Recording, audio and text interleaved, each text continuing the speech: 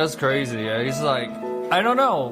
Me finding I used to like the very reason I started like when I started I used to surf. Oh, you used to? I Nice. used to skate like I skateboarded when I was 18. Nice. So when my cousin visited me here, they having a ski trip in Bend. That's how I get started in snowboarding. It was just like, oh, Ray, do you want to try ski or snowboarding? I was like, yeah, hell yeah, why not? Like, Yeah, why show me. not? And I was like, okay, snowboarding and skiing, no brainer.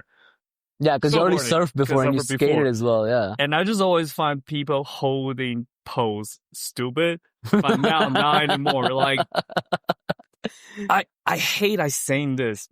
They have a purpose, okay? The poles do serve a purpose. Now on the trail, like, looking people hating parts or hating those features. Skiers actually look sick. Yeah. Probably because I think one reason might be because I know snowboarding better now. I can see how the snowboarding doing it, but with skiers doing like crazy thing, I was like, that's crazy. I just don't know how to do it. It is funny because like most skiers actually they don't know how to use poles. Like that's a hot take. Yeah, dude, a lot of people who go ski, like your average family, I would say, they don't know how to use their poles. They don't know how to pole plan properly. They don't know how to pick the right size poles up. And even when I first started as skiing, I was like, dude, poles are so stupid. And yeah, go switch off that. And then like a massive, what was that, like a rodeo? Maybe. Oh, that's a trick, eh? Yeah, that was a trick. I don't know if that was a rodeo with like a mute grab on it. But... All right, guys, welcome to Commuter Chairlift. Yeah. And what today, was I saying? Yeah, who are you? Who am I with today? Who am I? I'm with Nev today. Nev is, do you call yourself a really cool skier? Dude, I'm a shit skier. I'm like a really shit skier. Like, yeah, a shit skier, like judging people don't know how to use a pose. Exactly, yeah. And I was like, I'm like full on pizza all the way down. I'm kidding. I don't do pizza anymore. Yeah, but, pizza. Do you still do pizza? Nah. Only if in like I'm in a really tight section, if it's like a really narrow cat track and traverse, and I don't have a lot of space to slow down, then I'll do like a pizza to slow myself down. But I never use pizza to turn. Do you snowboard before? Nah, like I'm just always relate what's pizza feels like. This is like hillside for me. My first season here, like every time.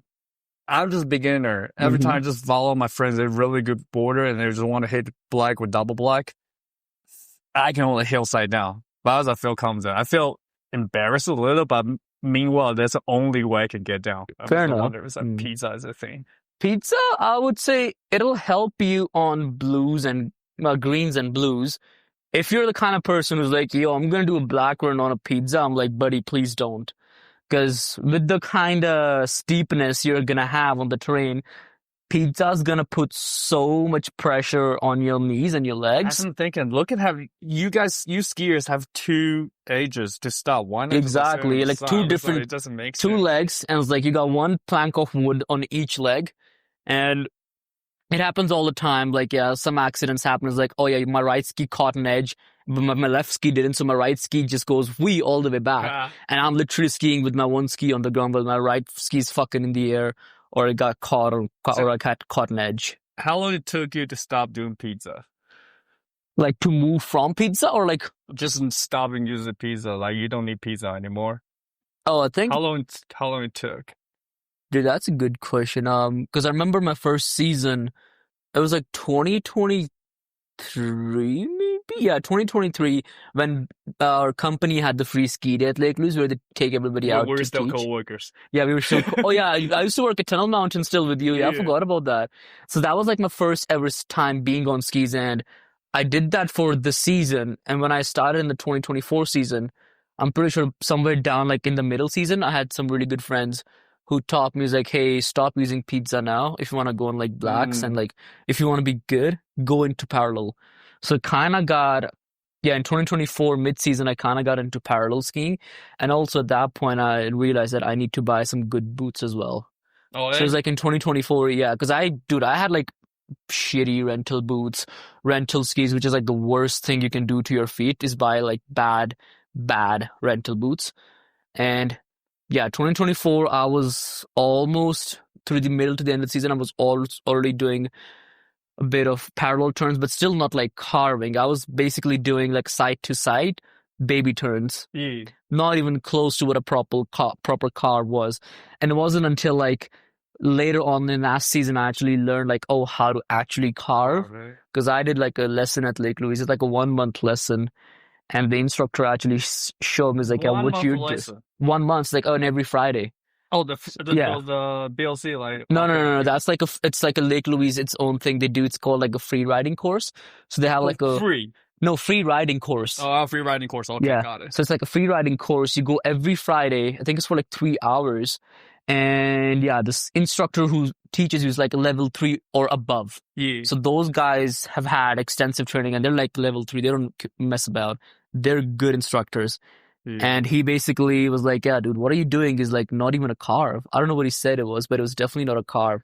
Oh, And then he taught me, he's like, your edge angle matters so much, your initiation, how you get on your freaking edge and how you roll your ankle in your boots. That's something I really struggle with. Like rolling your ankle in your ski boots. Oh God, it's so hard. level 3. I heard It's level 3 again. Yeah. it's funny though because it's like everybody says that, oh yeah, skiing is so easy to learn. I get it, but it's so hard to get good at. Whereas people says like, yeah, snowboarding is really hard to learn, but it's so easy to get good at.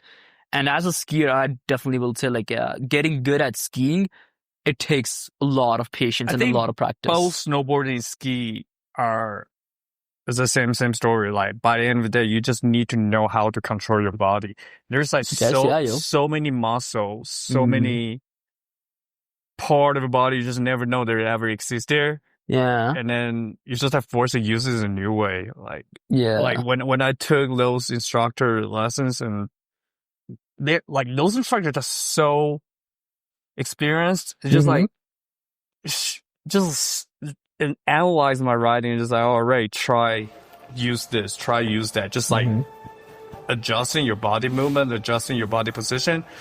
I was lucky enough. I feel like because I'm been training, I'm been going to the gym, I'm lucky enough able to just like do and follow whatever they're doing. Nice. But I feel like most of the people won't able to have the ability just like make a quick adjustment just because they're not strong enough. They're just not. Maybe.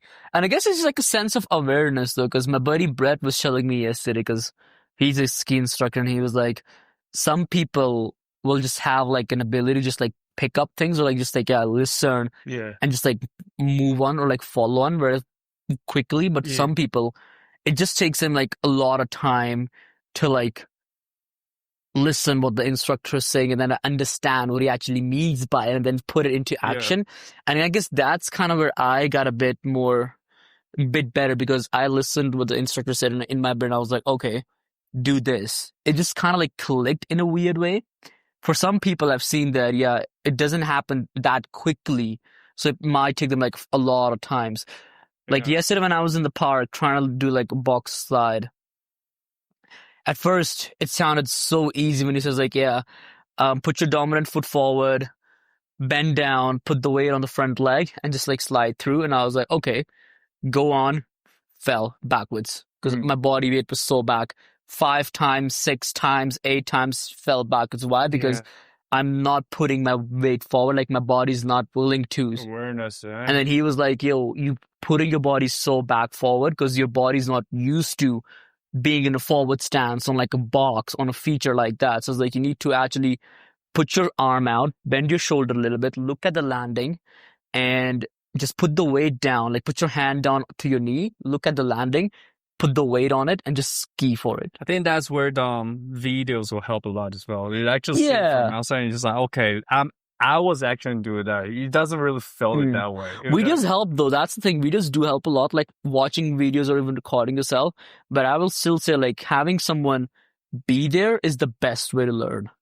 If someone's just still there who's like, yo, you're doing this wrong, you're doing that wrong. I'm like, yeah, yes, boss, got it. Like me as an instructor, like teaching people, the more I teach is like, every time I got this feedback so often, and this made me awesome. Just so many of them will say, Ray, I would never do this wrong if you wasn't there. Yeah. So if you know someone there, like Mm. for instance, some people want to learn how to do park next Monday. Yeah. It's just easier for them, like having someone teach them what to actually do instead of have to conquer the fear of eating shit by themselves. Even I make like dumb mistakes, and it's like the bad habits that I've picked up. It's just so bad. Like my instructor last season, he was telling me, he almost got like a bit fed up with me because he was like, all right, do short turns, like short, like side to side, really quick, because that's kind of what will save you when you get like bigger terrain, like Yeah, steeper terrain. exactly. And I'm doing the turn, like you said, but at the same time, I'm just pushing the snow forward.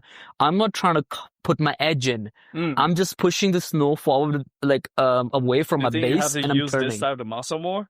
Yeah, which is like not, you don't have to do that. You don't have to use the side. Like your body should be squared up, facing downhill, and it all should be in your ankles and your freaking feet. Like they should be doing the work. But that's something that I still kind of struggle with, is like getting on the edge and like doing like quick side to side turns.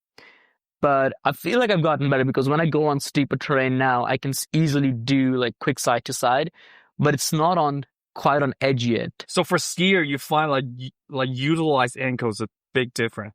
Oh yeah, it's all about not all, but most of it's about the edge control. Like how good edge control you have will make a lot of difference. How about ankles? Do you think ankles are super crucial? Oh yeah, ankles are the main things. Like Oh, that's crazy. people, every like whenever you get on skis, the first thing people will say is like, oh yeah, you need to bend your knees, buddy, and to like get your knees over your feet. Bending your knees, yeah, help it, but when you bend your knees, your hips automatically go backward, which pushes you in like a back-seated stance. So it's like bending your knees doesn't help. It's like rolling your ankle. Yeah, it's like when you roll your ankle in your boot inside, it automatically pushes your shins and your knees forward along with your hip. And that's like one of the things that my instructor also taught me is like, yeah, roll the ankles. That'll help you a lot. And also when you're like on bumpy terrain or like mogul terrain, like roll and then release. Do like a dolphin turn or like a J turn as well, what he called him. That's Because I've seen people do like dolphin turns or like jumps on like moguls, and dude, it's so good to look at, but it's so hard to like actually learn. I do like to dolphin, but I'm a snowboarder. So ankle, the reason I asked ankle because I never really started utilizing my ankle until this year. I mean, last season, this year. So I took level 2 courses, and the instructor Chris is just like, showed me this trick. Basically, just like actually forcing me to like use my ankle, especially as a snowboarder on the hillside, and just realize this part of muscle and shin bone is just fucking weak. I just don't. And then I started utilizing. When I started utilizing ankle, it's changed my riding big time. I was like so excited. I was like, Chris, this is change everywhere. This change everything I was snowboarding. Just one little movement is like able to lock my ankle and just utilize a different angle. Like on my both ankles, just like change everything. And since then, I was just like nonstop going to the gym and try to do a training, try to build up this part of muscle. Dude. And this year, it's like, I love using my ankle. Just like, I just little move. Like, when you look at me riding, you probably see me as just I'm not moving at all because I'm just moving my ankle. Because you see no stuff. And I'm just like riding effortless. Yeah. So good. It is funny because it's the same in skiing as well. Like your shins, like you need like good shins, like strong shins as well. Because then again, shin bag in a ski boot, it hurts a lot. And that's why, like, yeah, forward shin pressure when you want to go fast, when you want to be in control, when you're in steep terrain as well. Because I think it was like a few weeks ago, I was skiing by myself at Sunshine, and I had these chunky powder skis that I was renting that day. I saw that. And I think I saw the big boy. Oh yeah, I was skiing with Michael Hall. I got like 1 or 2 runs with Michael Hall. Then he kind of did it his own thing. And I was just like later on skiing on Standish. And buddy, oh, that was so bad. There's like a little 5-foot drop, maybe like even a 3-foot. I do the drop. I landed so good. I have to let them know. Standish is a chairlift. This is like, what the fuck is a chairlift? Standish. Yeah, Standish is a chairlift at Sunshine. Sunshine. And it's got some nice like blacks, some nice cliff drops, like greens and blues. It's got stuff for everybody. And I'm on this like easy-ish side, and I go over this little drop. I landed the first time, didn't realize there was like a little bump, and that second bump sent me so because I didn't prepare for it. I just basically landed in a really bad way the first time, still wrote it off. But as I got into the second one, I got bugged so bad. I literally remember my tails hitting the ground because my tips were far in the air, and I just hit the ground so hard that I thought that I freaking broke my shin. Yeah. Because it just hurt so much on both of my shins. And I remember like getting up and just like staying there for like 5-10 minutes, just like being like, oh my God, ow. Oh, fuck, it hurts so much. And as soon as I got to the lodge, I got to Trappers in the washroom below. And I just took my boots off and I just massaged my shin for like 30 minutes straight. Like both of my hands were like rubbing my shins. And I was like, well, I kind of deserve it because first of all, I'm riding on a ski that I'm not used to, which is already in like a really binding was mounted way far back than what I'm used to. And I couldn't really adjust to it quickly. And even though I am making excuses for myself, I just didn't realize it was going to be that bad of a shin bang. But that day kind of like taught me, I was like, yeah, you need to be in control. When you go over jumps forward, you do not want to be backseated when you go over jumps, especially when you land. Because if you do, a shin bang will mess you up so bad. And even when I try to go over like bigger jumps, I need to be even more careful. Because if I do these mistakes when I go on bigger jumps, like, yeah, I will break something. True. So is it always shin bone? Like after riding, is shin bone is always for a skier? I would say for you, yeah, it's always shin bone. Shin bone and sometimes like my quads as well. Depending if it's been like a good powder day, then yeah, quads are gonna be pretty sore as well. But it's mostly just the shin, and yeah, because my boots are. This is nothing you can do with the bone. I mean, you gotta train them. I don't think I have like good legs. Because I haven't been hitting the gym a lot recently. I mean, I remember the first day of the season, like Sunshine Village opening day. Like molding is not helping? Huh? Like boots molding? Oh, no, boots have been molded. Boots are comfortable, though. It's just that, like every time I have an impact, just like... Yeah, it's because I don't brace myself correctly. And it's like, because I'm doing things wrong, I get pretty bad shin bang. Me, I think... If something happened most of the time, if I ended up somewhere's hurting after a day, it's usually my knees. Okay. Instant today. How did that happen? I tried to hit his S rail. Yeah, yo. Oh. I slip out. Ouch. Did your leg hit the rail? So I hit front side. And this S turn is like supposed to go right. And I slip out. So I'm on the floor, right? However, I slip out, so I literally just toggle over the rail. Oh. And then I just toggle over it, which is okay, right? However, my left knee just hit one part like beneath the rail. So it did hit the rail. That's probably 60 centimeter rail. Ouch. So that one of it just hit on the rail. Wasn't the worst. Happened so many times. It wasn't the worst, but it wasn't the best. I was like, I don't know. I don't know. Wearing knee pads just doesn't feel good to me. I do need to start like finding knee pad. However, and then I just like lay down on the side, sitting there, to start grabbing ice and put it on, and see scratch on my ski pants. Ooh. Or just ice in it. It's super bees and strawberry chairlift. Oh yeah, as well. Everybody's there. Strawberry just stopped there. It's just like everyone's like, "You okay there?" Because I'm just like. Yeah. Standing there, not moving, just icing my knee. Yeah, that's the worst feeling because you're just down there like, so like holding your knee. So I'm all right. Look at me, I'm all right. And it's just like keep icing. And yeah. Once I see that like the turbines are moving, I did a 180. I did a no press presso in front of them, just tell them I'm okay. I was like, yeah, I'm okay, I'm good. I know how to snowboard people, all right? I'm not shit. You gotta let the crowd know you're actually good at that point. So this is the thing. Do you feel embarrassed when you fall down still? Oh God, no. Like, I will do dumb shit. Why? Just because, like, I mean, I don't care. I'm not even very worried about, like, how I look when I'm on skis, like, what people think of me. Nah. I ski because, well, I know I'm not a good skier already, so I don't need anybody else to tell me that. Wait, never? What? Never feel embarrassed when people like seeing you and like falling just like. Even if I like fall on like just like a 50-50 box slide, I would be like, oh well, fuck it. I messed up. Had it coming. I'm not embarrassed because I know I'm not that good. That's good for And you. I don't spend that much time in the park. Like the amount of time I spend just like skiing in general versus skiing in the park is like nothing. That's So good for you. I'm yeah. not that anymore, but I do remember, especially I think my second season, I Mhm. do like being aware of like I don't know. I think care about people's opinion too much, especially under the chairlift. Which is like I don't want to Yeah.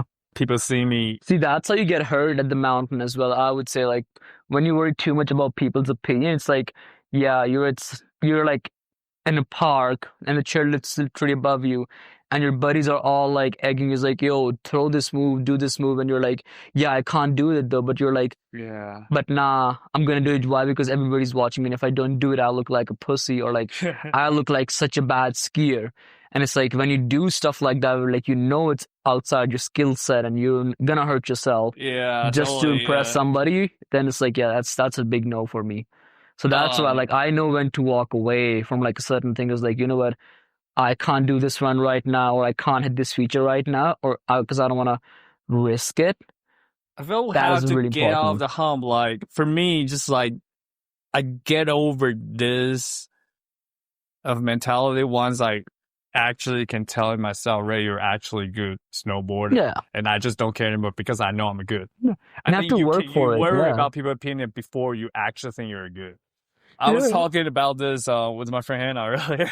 Nice. She said she's like sometimes now she feel like awkward and embarrassed, like just eating shit is just like fall down in front of people. Mhm. And you, guess what she said? She said she just got like this new gear, like new outfit. And she actually felt I got this swag. I look good, like Yeah, I'm you don't do swaggy snowboarder, that like. to yourself. And you got really nice gear, like you really like it. Just like, okay, I supposed to ride better. I think sometimes I hate you as well. She's like, since she got her new gear, she's like, I can't fall down. I look cool now. Nah, that's what people get wrong so much. It's like people need to remember, like, hey, not everybody's parents are born and raised near a ski town. Like, not everyone's born and raised at a mountain, all right?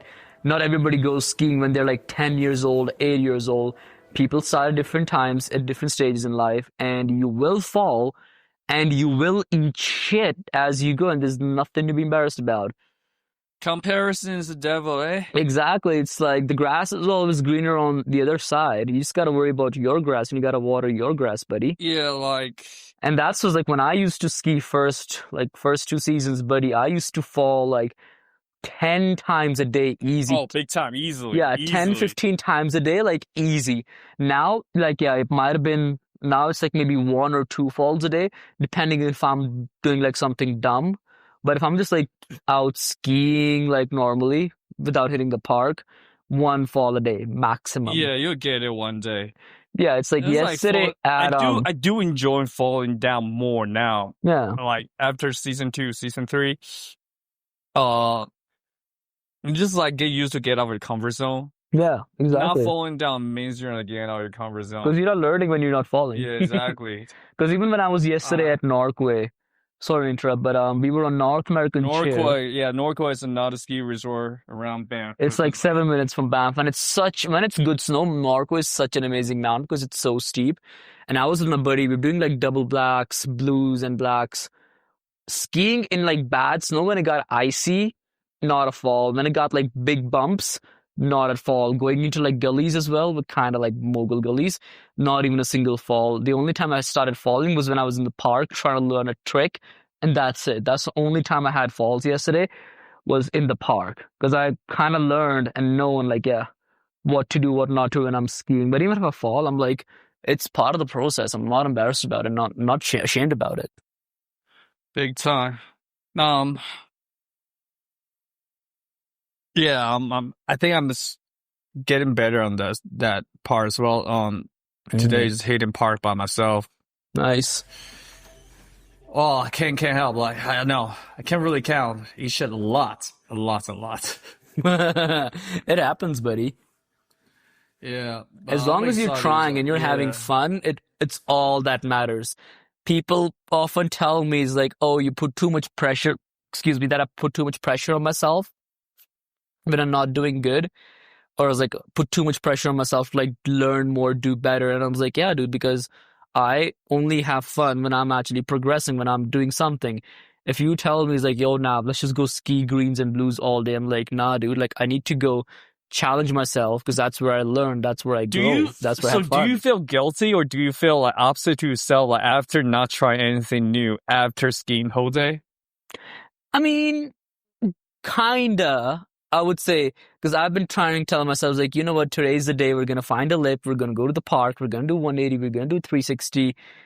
I tell myself that so many times, but then I don't go to the park and do it, which is like, ugh, come on, I gotta do like the tricks that I want to do, I need to learn. That's why I ski with my buddy Brett, who's like such a good park skier and like an overall great skier. Because if I tell him, like, yo, let's hit park, he's like, yeah, dude, let's go. Like, what do you want to learn today? What do you want to do today? And I was like, oh, let's do like maybe box slide like we were doing yesterday. Because he's like, yeah, we'll do like a box slide.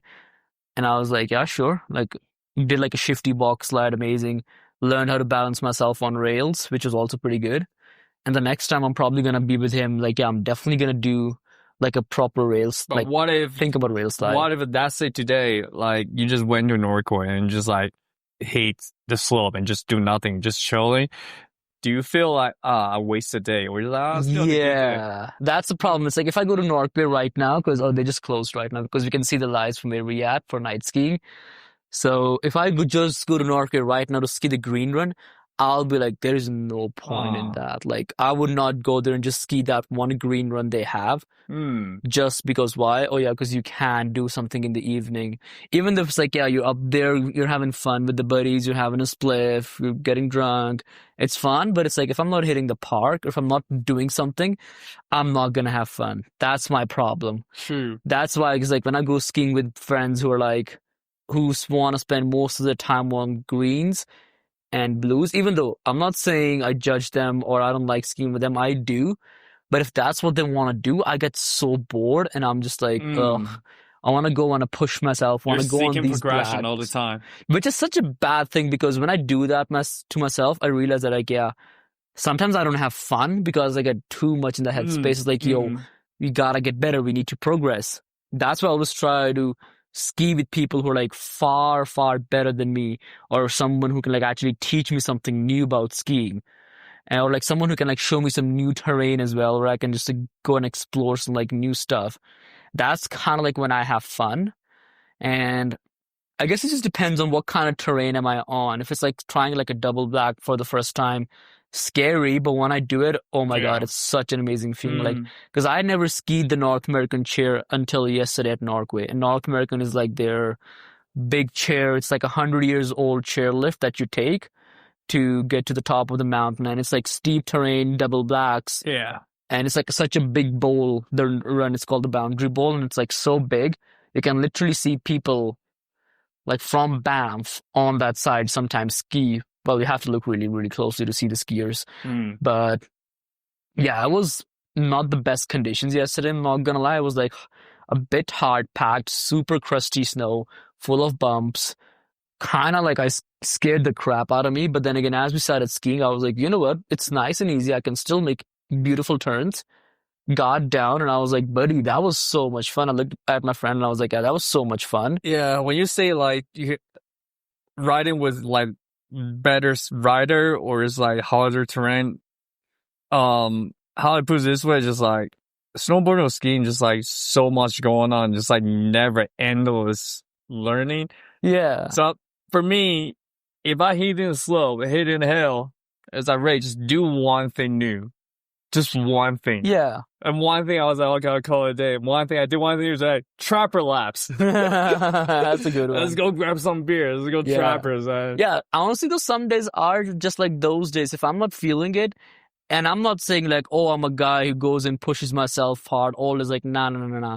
Most days, yes, I do. But some days, I'm just out there trying to have fun as well. Depends on the group, depends on the vibe as well. But yes, mostly I will stick to like blues and black runs. Greens, maybe not. Or if it's like, yeah, I want to have some fun, I want to carve, I'll just go like rip a fast groomer, try to carve more.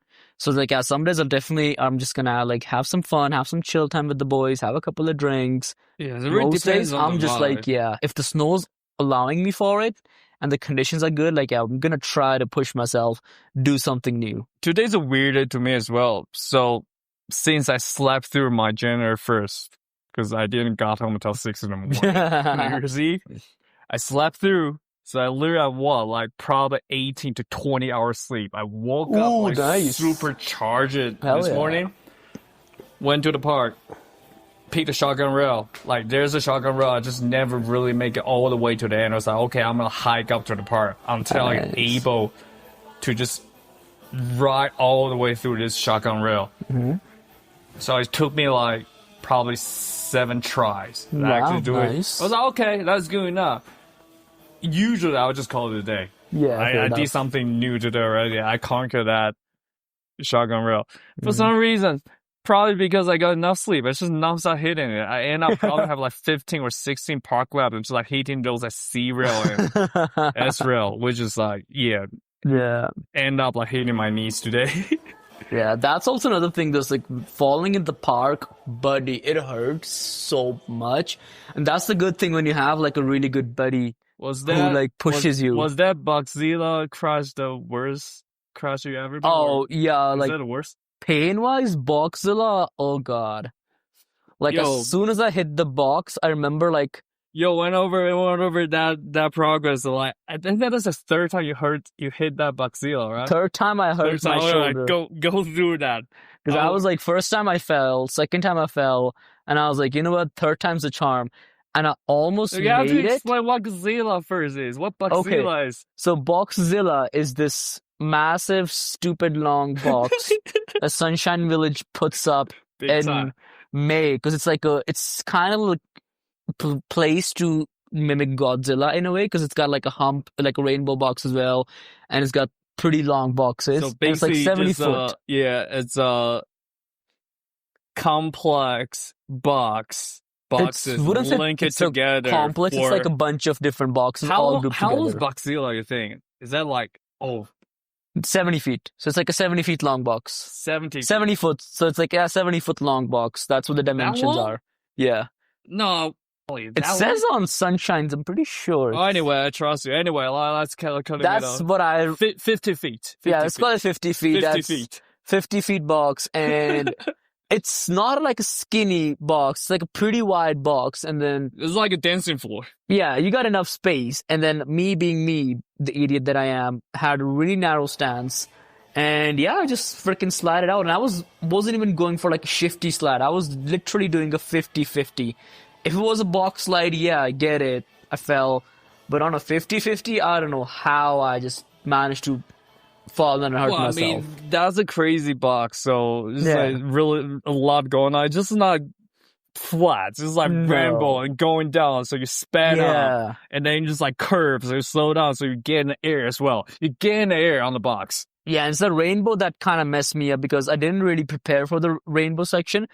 And I kind of realized like when I got to the rainbow, I should have just like popped and have my tail just slam or like do the tap on the box as I exited. But it just, yeah, that rainbow kind of messed it up for Seeing me. people spinning on Boxzilla is crazy. You saw those people Dude. spinning, I right? saw that. Yeah, there's this one guy. He's like a really good skier, and he's always at Sunshine. I think his name is Finn something. He's I don't know how to like spin around He's the like Boxzilla. sponsored by Minodes as well in town, and he's got the same look. He's got his, I think, Armada B-Dogs on, his headphones on, no poles, and you see him always in the Strawberry Park.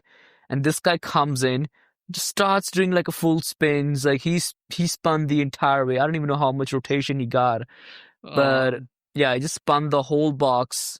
Did it while spinning, and I was like, yeah, but you just go ahead and shit on my dream right there, which is fucking amazing. But I was like, yeah, get to be that level, like, it's gonna take Yeah, that time so it's definitely much your shoulders, work. like, because you land on your shoulder. You're probably... Yeah, because I hit my shoulder on the edge, on the left side edge, and oh yeah, I just remember both of my skis flying off, and the air just leave my lungs, and I was like, One of those days, like, somewhere else hurting more than your shin bones. yeah, yo, literally when we went to the lodge, and I was like, oh, I think my shoulder's fucked.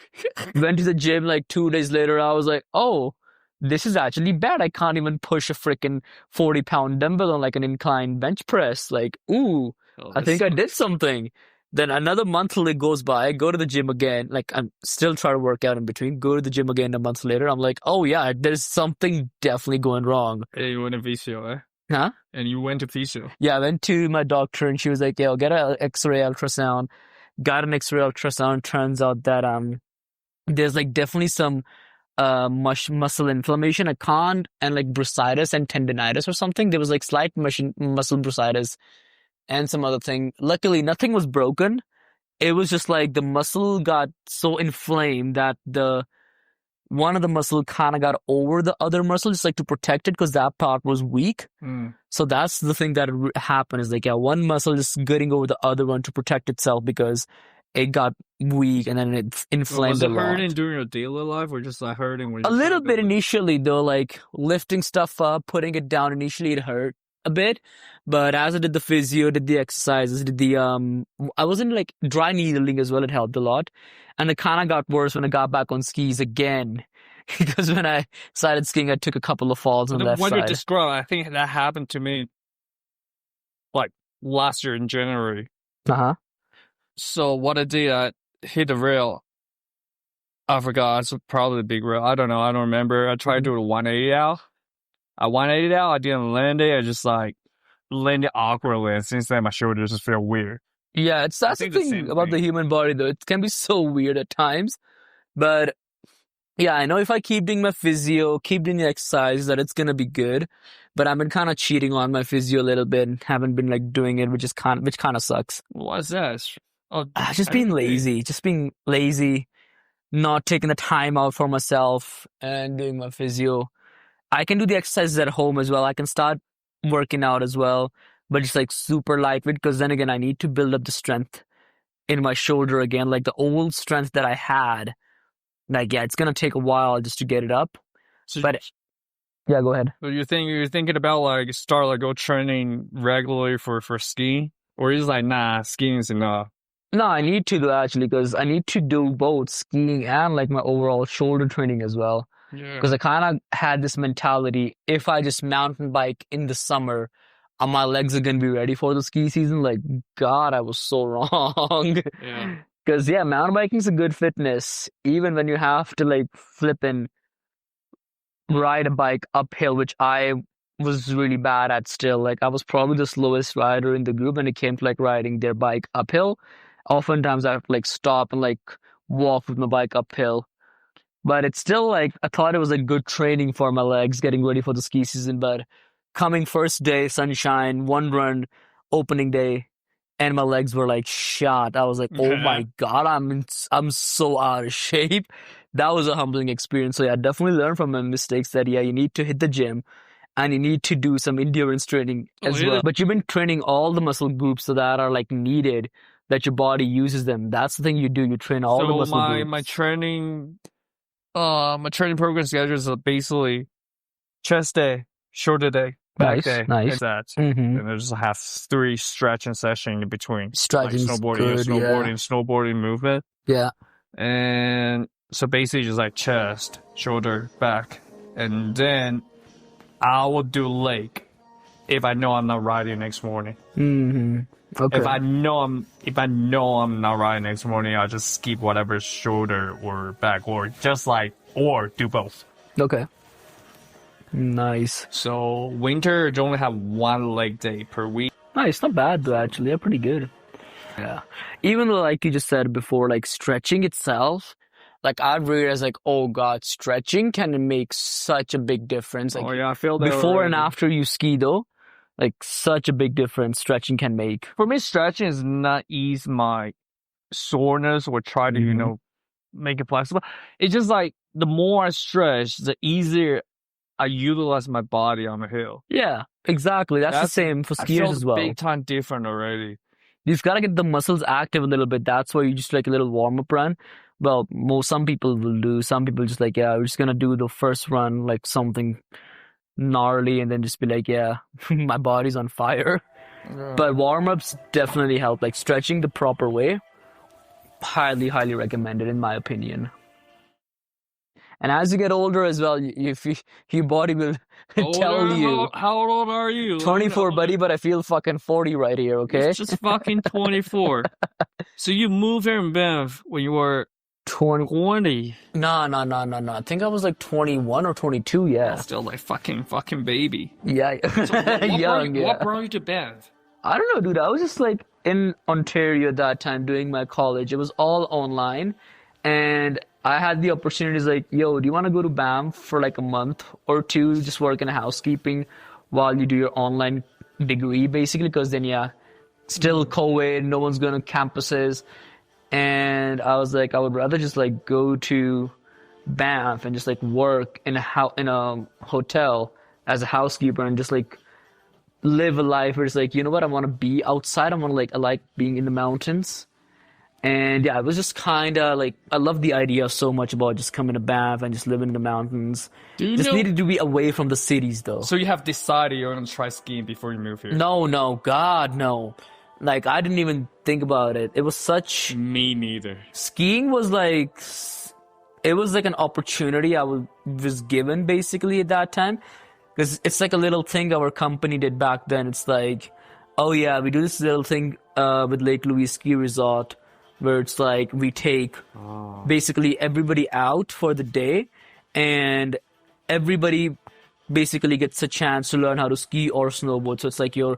skis for the day, boots, helmet, poles, goggles you had to bring yourself. Everything was covered by the company, and also like a 2-3 hour beginner lesson was also covered. Just like, so for me, it was like a no-brainer. It's like, I'm literally spending nothing. And I also got a $25 gift card as well to spend in the lounge, which was like amazing. So all I'm doing is I'm literally getting up, showing up to the resort, getting a free lesson on free stuff, and I'm also getting free food as well. So like, who would say no to that? Eh?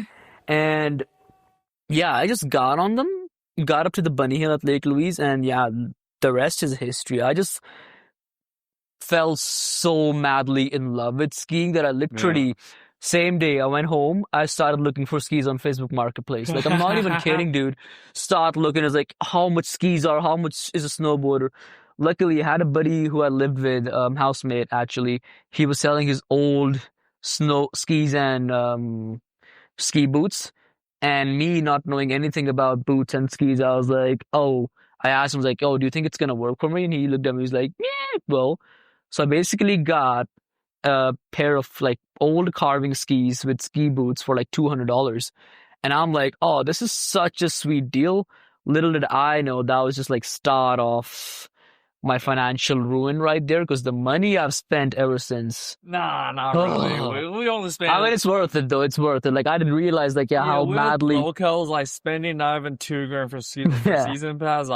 It's a steal. It's just like I didn't realize like how much I was gonna get addicted to this sport, because it's like as I kept going, I kept progressing, kept getting better. Upgraded my gear as well, and I'm not the kind of a guy who's like, I'm gonna go buy like a freaking $1,000 Arctic shell, which is like dumb.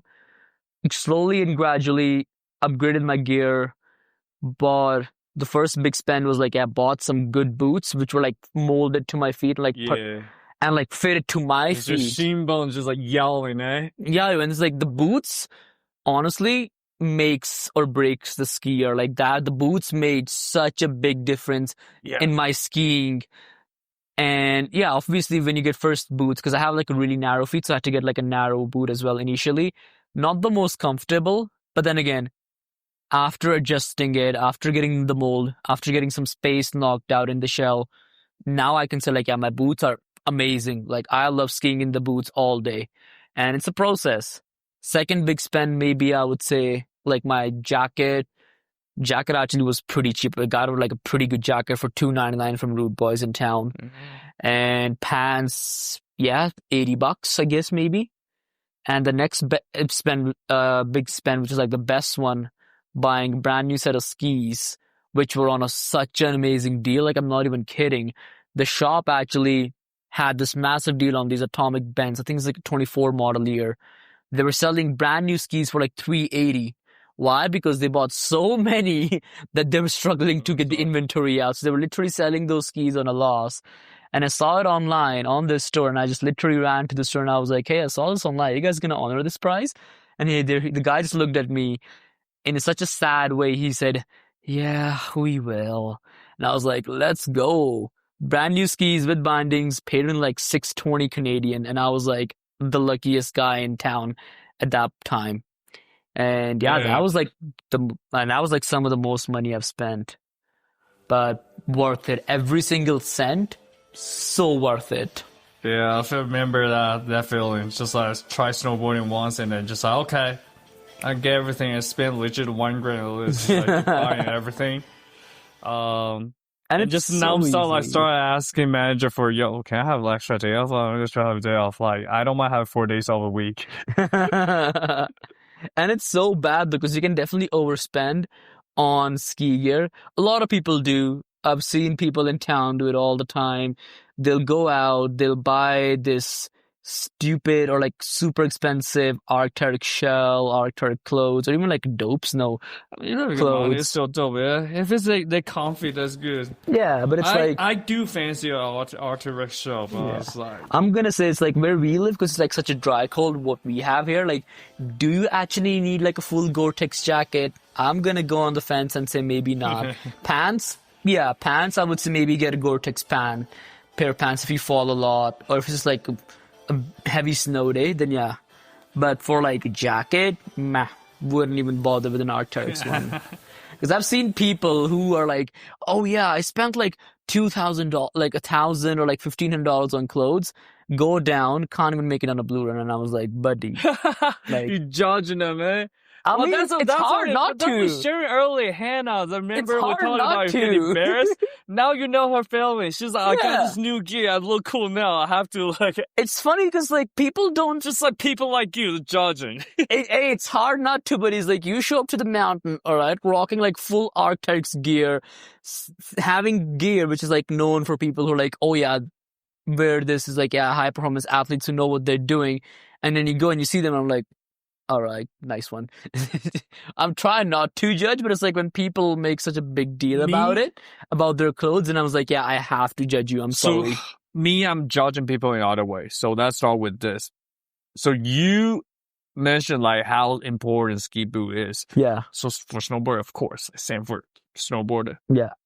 Me, like last couple of weeks, the season just started. So many beginner riding with me, seeing them put on their boots, like, that's definitely not how you want to put on your boots. It's just like, they're just not tight enough. Mm-hmm. Sometimes I just ask them, you sure your boots is tight? Like, you sure it's tight?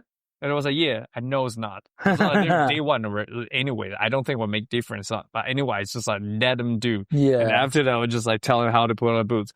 There's so many times there's so many beginners try to do their toe side. It's like, I couldn't do it. And I asked. There's no pressure in there. No, the boot is loose. Yeah, how do you put pressure then? Speaking of that, now I don't really judge people's outfit, but sometimes since this happens so many times, every time I just now start watching people how they put their binding and see if their boots are tightened or loose. Dude. Today I saw like at least 5 people having their boots like riding around. It's like, it's dangerous. You can tell like something should happen to you anytime. And there's that dilemma inside me is like, should I be, just tell him or her what's going there, or is like, is this too much? It's not really my business, right? I know, it's such a weird thing, because it's like, oh, I'm just trying to be nice and look after for someone, but then again, people would think of you like an asshole, just being I was like, why are you talking to me? I know what I'm doing. Exactly. So it's like, I'm just gonna shut up and let them do their thing. Sometimes I feel. If the vibe's right, I'll tell them. Oh, what happened to the TV there? Oh, it's just an ad. But yeah, it's weird. I often just like, if I see something, I'm like, you know what? I'm just going to let the person do their own thing. Exactly. I don't know what their skill level is. If they're going to go ski on some green runs, they'll be fine. They'll be okay. But to each their own, yeah. It's scary though, but at the same time, to each their own. I'm no one to say anything, and I'll just like, I'll keep my peace and I'll mind my business. Yeah, but I don't judge people having other show, but I do judging people I do, especially if Just they like, don't even have to put on their boots. I do judge them on their clothes if they make a big deal about it. It's like, oh yeah, I bought this like a $1,000 jacket and like this $500 pants as well. And it's like, I'm happy that you told me because I'm gonna see how good of a skier or snowboarder you are right now. And you need to live up to that. I'm sorry to say, buddy. And when they do it, I'm like, I wonder why. So what should they do for them to value, worth it for Just wearing put the your Otter? money where your mouth is, I would say, honestly. What though. should I do? They should I able to send a 3 or what? Nah, just like, if you say you're a good skier or a snowboarder, like, I mean, then again, that's actually wrong. I wouldn't say that. If you're good, just put it in the skills. Like, yeah, ski down full black, nice and easy. Keep up with this all. And just like, yeah, nobody wants to know how much you spent on your jacket or your pants. People just want to ski and then they want to see how you ski as well. Because I have buddies who literally freaking ski in like cargo pants who are like way better skier than me. It's like, yeah, where'd you buy that? It's like, oh yeah, I got them from like Marks for like $80, like my snow pants. And I was like, are they even snow pants? They're like, nah. Like if I fall twice, they're gonna be so wet. And I was like, wow, that point. But then again, on the same side, you have people who are like, oh, I don't want to get wet. I want to buy these like $1,000 jacket and snow pants. I was like, yeah, buddy, you're not taking it above a green run. It's like, you're not going to get wet on a green run, okay? Like, you're not even pushing yourself. You're buying all that just to ski on a green or a blue max. I got you there. I do remember my first season, I'd be conscious and like worried about my gears. Not because I want to look good, I don't want to like show off, just because I want to make sure I'm as comfy as possible. Yeah, comfort matters. I'm able to ride as good as possible. Now looking back, it's like I'm actually a good rider now. I don't really care about what I'm wearing anymore. Yeah. If it's like really good condition, it's not cold. I just have my hoodie out and just like. But yeah, I don't judge him that much unless people bring it up and then but is it really bad here in Banff? Like people just, I don't. Dude, some people, then again, not gonna name names. They're you do like, know people doing that, eh? Yeah. Huh. And it just kind of like annoys me a little bit. That's all I'm gonna say, yo. It's like, yeah, I bought this jacket. It's pretty cool, eh? It looks pretty good. And I was like, yeah, it looks pretty good, but... Comparison. Yeah. Oh, they do it for me, buddy. I'm not comparing them to me. But at the same time, I'm like, put your money where your mouth is. Show me how you do it. But, yo, there are just a lot of people have really cool outfit here. Oh, yeah. Like there's so many cool Like, I've gotten inspired with so many people. They're just really... And that's the good thing about, like, stores in town. Like, Rude Boys, for example. Yeah, shout out Rude Boy. Rude Boy is pretty sick. They're actually pretty good. And even though as a skier, I love going to their store. Because even though, like, they sell mostly snowboarding gear. And I love them just not selling things. They're just, like, building communities. All they're doing. Because they don't carry like big big brands like Helly Hansen that much or Arc'teryx. They have like such a big variety. They have like 32, your normal brands, Volcom as well. And it's just like, yeah, you can find a pretty good deal. Like I did my jacket like 3 years ago for $299, which was for not a Gore-Tex, like a 1500 rated jacket for water resistance. Pretty damn good. And it has like a big pocket in the front. I still use it all the time, and I like it way more than a skiing jacket because I also have like a spring skiing jacket that I use. I like my 32 one so much better. Yes. For value vibe there in Rude Boy as well. They got good stuff. I'm not gonna lie, though, honestly. Yeah. Or if you're that guy who goes to the Arc'teryx store in Banff, like spends $1,000, it is okay.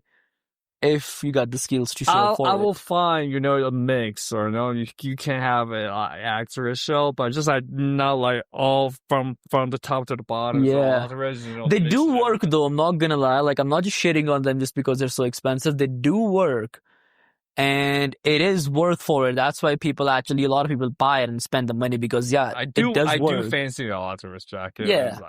Like Arc'teryx, Rab, Nordena, Patagonia, I don't know. Helly Hansen is a really good one as well. They're worth the money, but at the same time, like, you can live without it as well. You don't need to have it. Yeah, that's the thing, yeah. Some people think like, oh, I need that. I'm like, nah, that's your biggest mistake. You don't need that. Similarly, if I go and says like, yo, I need like $1,000 pair of skis of like freaking Stockley or like freaking Black Horse to ski, I'm like, nah. Like I can ski on like a Facebook Marketplace pair of skis for like $200 easy. There's one time when I sent my board to tune shop, so I have to like ride in my speedboard, which is a bigger, wider. It's not my size. Yeah. And every time riding that board, I just like give an excuse to myself. Oh, the reason I'm not riding good today because I'm riding this. Yeah. But now look back, it's like, nah, you're not just good enough. You're not. It's either you're not good enough or you're not used to that snowboard. That's it. Even the board, I know size matter. Like you need to find your size of board. Like unless you're like Zeb Powell, size matters. Exactly. For that guy, it does not apply to him. Look at that. It does not apply to him. Laws of physics don't apply to him. Yeah, it's just like your ability to control the board. He'll throw it down on anything. That's it. Every time I'm gonna have this show by the end of the show, I'm gonna ask everyone it's just the same question. So please share your favorite character in any movie, in anime. Your favorite character, or it's like the character just like to reflect yourself, you know. Dude, like all-time favorite has to be Goku though, because I grew up watching Dragon Ball. Dragon Ball Z. Yeah, Dragon Ball Z, Goku. Even though now I realize that Goku is honestly not the best, like not even a good character in shonen naturally, because there's so much I've seen more about anime and so much I know about anime as well. Like I would pick right now someone like maybe from Jujutsu Kaisen, or even like Attack on Titan as well, or Full Metal Alchemist is amazing characters. You still pick Goku. Goku, because that was the thing I grew up on, and that's the thing I kind of worshipped as a child as well. Goku was just like, I loved it. Well, you can't imagine you can become Super Saiyan. Like, exactly, dude. Like freaking every day just screaming at the top of your lungs in your freaking bedroom. It's like, I'm gonna go Super Saiyan. Just go, Next thing you know, mom's fucking beating the shit out of you because you're like, why the heck are you screaming so loud? It's like, I'm gonna go Super Saiyan. Well, you can't do that, turns out. I'm gonna have blonde hair one day. Yeah, you say that in my house, you're getting your ass whooped, boy. Goku, my favorite character in Dragon Ball Z is definitely Trunks. Trunks is a good one, yeah. I love Trunks. I would say, like, for the longest time, Goku was my favorite, but when Gohan beat Cell, said Gohan became my favorite character, but then they just nerfed him so badly later on. I was like, Gohan's no longer my favorite character. Normal life. Boring. Yeah, even though when he became alien, why are you doing this? Like, when he became Mystic Gohan again, wow, that was so good. Even the new Dragon Ball movie, I forgot the name of it, where Gohan gets his new form, like Beast Gohan. It was sick, but I don't think we got enough screen time with the new form. Yeah, but this is just like hit me something big time. Like you have your superpower as a Saiyan. Why you want to have a normal life on Earth? I don't know. Like for instance, like this is me now. Like sharing this with you earlier. Like my life now is like snowboarding a lot. Like I woke up, don't have to worry about going to work, stuff like that. Mm-hmm. And since I have this ability of snowboarding, why I'm still like spending my time, working for a hotel, working for an office. Gotta pay the bills somehow, buddy. That's the harsh thing, though, because at the end of the day, we still live in a society. But you think Gohan couldn't make any money like other ways? I don't think he could have, yeah, because, what does Goku do in the anime when he's not fighting? He's a farmer, generally. Like, that's what he is showcased in Super as well. Like, just being a farmer. And when he's a farmer, he's just, like, miserable. Because, he just wants to train. He just wants to fight. He basically just wants to be a deadbeat dad who doesn't want to pay any attention to his kids. Friend like Bulma. I know, it's like Vegeta lucked out though. Like honestly, Vegeta does fuck all, like nothing all day. All he does is fucking gets in his stupid gravity chamber. He's like, all right, I'm gonna put this to 10,000 today, and I'm gonna beat we have that Kakarot. life. Like we could just like get up, walk out in the morning. Oh, I want to hit a 3. I want to hit. But a 5. you gotta marry rich. Then we gotta marry rich though. That's the problem. We gotta find a rich girl. Marry rich kids, or build a cabin in the woods, live freaking off-grid. That's what I will say. Having my baby Trunks. Yeah, just like... Find a rich-ass girl and having baby Trunks. That's such a bad advice, but please don't do that, people. But it's just weird. Even though we live in a mountain town, people will think that, we have great lives. Buddy, it's not. Like, it's expensive as hell. And if you like, for some people like me, if you don't have like staff accommodation or like company provided accommodation, it is next level hell because it's so expensive. And almost everybody has two jobs. Well, because companies in town generally they don't pay that well. So that's what I'm doing now. So I'm trying to generate some income from through whatever snowboarding, you know. That's good though, because yeah, you already got your level 2 certification, which is amazing. Exactly. That's also like so cool. Like, so how expensive is it though to get your certification? I think it was like 600, 700 something for level 1 and Oh, 700, damn. 800 something for level 2. Okay. Level 3 is going to cost me most, but I'm going to try. I thought it was like thousands of dollars for like level 1. No, it's like 600 something.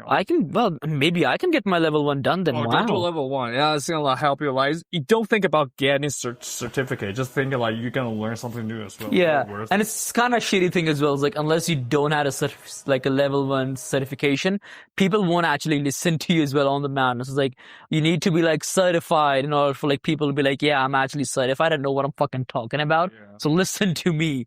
And it helps like when you go and train people because they're actually getting trained from someone who has experience and who's been trained, who has a certification. So it's good for them as well. I totally get it. Rather than just being like a buddy who's like, yo, just listen to me, do this and do that. Because you'll all obviously be like, yo, why am I listening to this guy? He's not even a freaking instructor. I'm a free instructor for them. So. Yeah. And that's what's like, being an instructor as well, listening to an actual instructor is always going to be way better. Yeah. But I think I might even get mine in like certification. Definitely get a level 2 though. I'll definitely get a level 2 and then start with level 1 then. Start with level 1. Level 1 and then level 2. And I'm definitely going to get like my backcountry or like AV1 course because I want to do backcountries one day. Yeah. So bad. Alrighty. That's a wrap. Let's wrap it up. We're going to wrap it up? Alright. Let's wrap it up. That's a wrap. Like, share, and subscribe. I don't know where. Till next time, man. Till next time. Till next time.